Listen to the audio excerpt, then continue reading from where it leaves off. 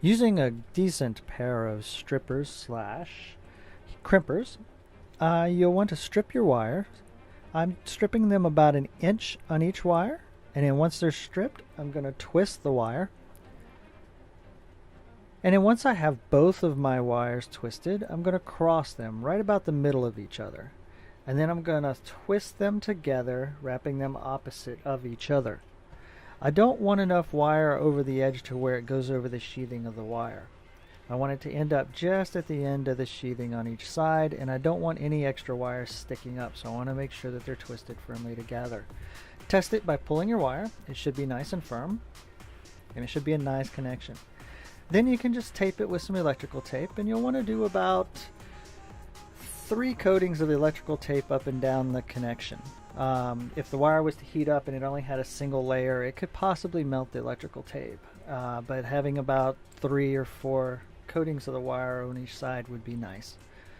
And it'll help protect it against that. And your wire should be nice and tightly wrapped like this, and you can test it. And this is one of the easiest ways to connect 2 wires without doing any soldering. The next thing we're going to do is do a little bit of soldering. So I'm going to make the same exact connection.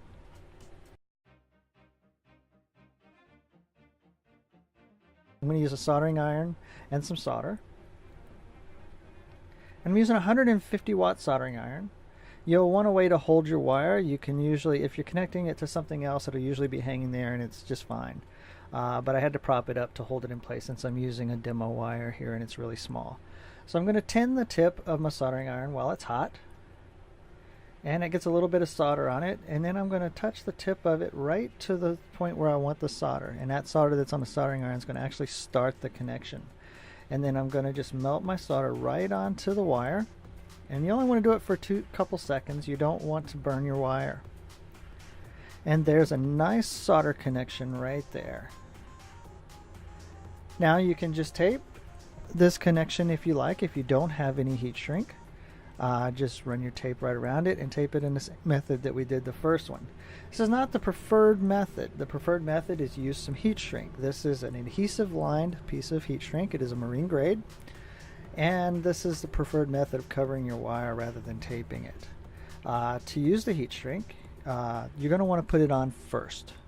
So after you stripped your wire and twisted it, you'll slide the heat shrink right over it. And if you're using the soldering gun, you're going to want to slide it as far down the wire as possible so that it does not heat up while you're hitting the wire to melt the solder. And this is what your connection should look like with the heat shrink on there. You'll want about a 1/4 inch on each side of your connection so that it laps over the sheathing about a 1/4 inch on each side. Then I'll use a heat gun and just heat up the heat shrink until it melts right around the connection. You'll want to do this just until the adhesive lining on the inside starts to come out of the edges just a little bit. And then that'll tell you that it's melted on the inside. And that'll keep out any moisture or water. Alternatively, you can use a lighter, hold it underneath it, and then just spin your wire and the heat shrink or the flame around it.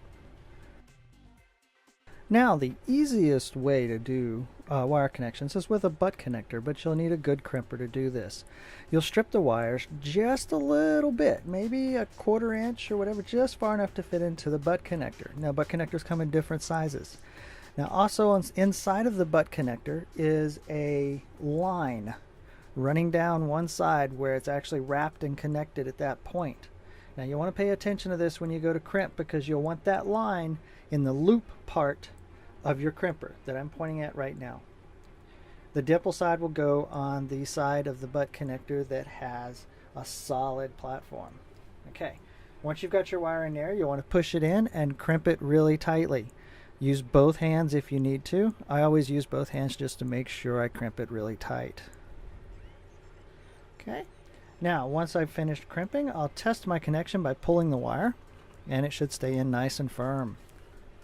The next thing I'm going to do is go ahead and put my other end in. I never want wire sticking out of the end of the butt connector. If there is, that means you've stripped your wire too long. You need to cut it back. Alright, now I will put my crimpers back on and crimp it again, keeping in mind where my line on the inside of the butt connector is. Sometimes they're hard to see, but you'll see them. crimp it really tight, and then I'll test my connection and pull my wires.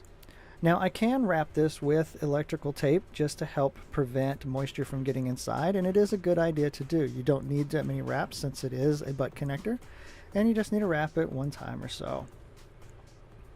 And just make sure your electrical tape is tight.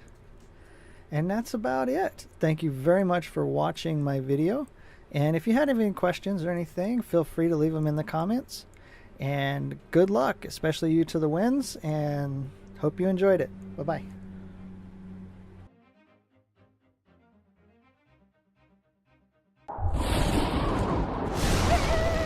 Oh.